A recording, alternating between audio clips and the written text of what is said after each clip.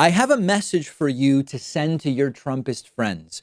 The stock market was better under President Barack Obama. Now, I want to be careful.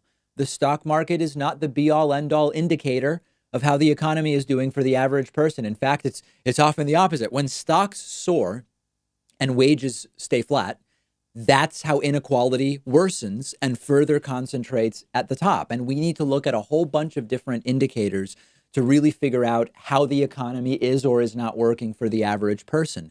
But Trumpists and Trump himself have hung their hats on the stock market is how we prove that Trump is winning and that we're doing super well. So let's do it by their standard. Now, there's no doubt the stock market has performed well under Donald Trump.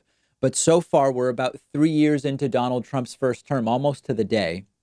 It's not performing as well as it did during Barack Obama's first 3 years. And the great thing about this topic is that it's very cut and dry. We have the numbers. At this point in time, during the first 36 months of each of their presidencies, the S&P 500 index, this is the broadest stock market index of the big three, Dow, NASDAQ, and S&P 500. The S&P 500 was up 59% under Barack Obama and 46% under Donald Trump. This means that during their first three respective years, stocks returned about 28% more. 28%, not 28 percentage points. Please don't email me with math misunderstandings. The stock market returned 28% more during Obama's first 3 years than Trump's first 3 years. During the same time period, just as a reference, stocks lost 17% under George W. Bush. So what is important here? What's important is that by the metric Trump chooses, Barack Obama did better. Is this the best measure? No. Is this the most reflective measure of the economy at large? No. Does stock market performance tell us how the middle class is doing? No. The answer is no to all of these questions. But it is Trump's metric, and Trump is promoting it, and his followers fall for it. I could show you any of a dozen more tweets recently about the stock market. Here's one from this weekend where Donald Trump tweeted, "If you listened to the flawed advice of Paul Krugman at the New York Times, a newspaper that was going broke until I came along, you would have entirely missed the record-breaking stock market and other numbers produced since Election Day 2016. Sorry, those are the facts. Unfortunately, no, there is no record. The stock market performed better under Obama. Stock market growth has slowed down under Donald Trump." Now let's do the more important analysis. The more important analysis is Trump continues to gaslight his followers. Neither the stock market growth under Obama nor Trump has been that notable for the tens of millions of Donald Trump's followers who don't own any or barely any shares of stock anyway, and are very much like the 2010 Tea Party movement. They are cheerleading policies and ideas and a record that is beneficial to other people, but not to them. This is not anything new in politics, particularly American right-wing politics. But let's be thorough. Trumpists, once presented with these numbers, are going to trot out some pretty predictable talking points. For example, they will say when you show them these numbers, well, Obama had bigger growth because he presided over the recovery from a recession. So it's logical that there's going to be rebound growth there that will be faster. It's tougher to do what Trump has done, which is to keep the growth going.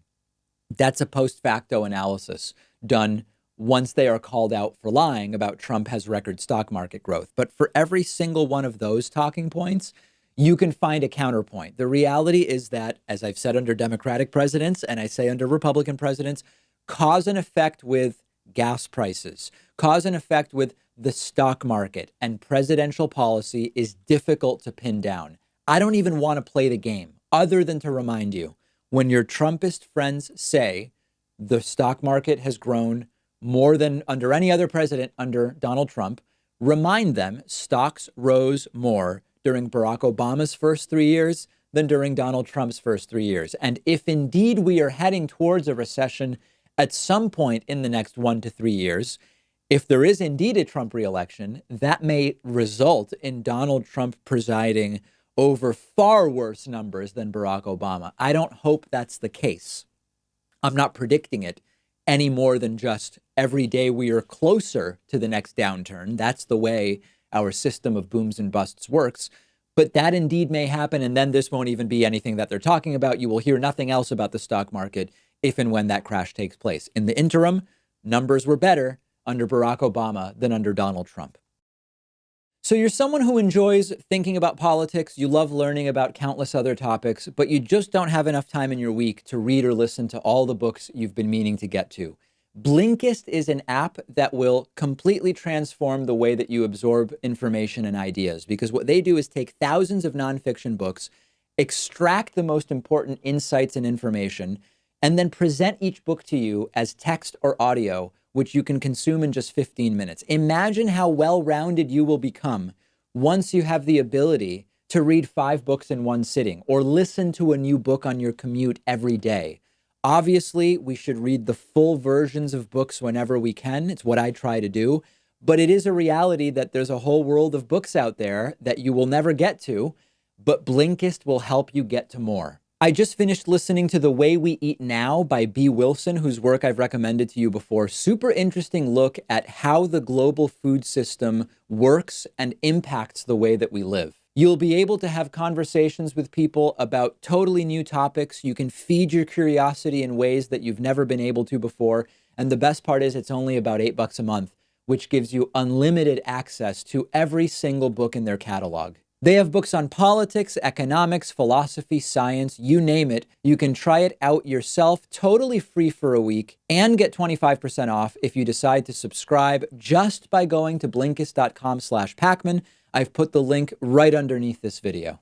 Like the rest of us, I bet you're going into 2020 thinking about what you didn't get around to in 2019 and your goals for the new year. If you want to work towards being your best self in 2020, understand more about the world around you, and make sure that your time is well spent, then Blinkist is for you.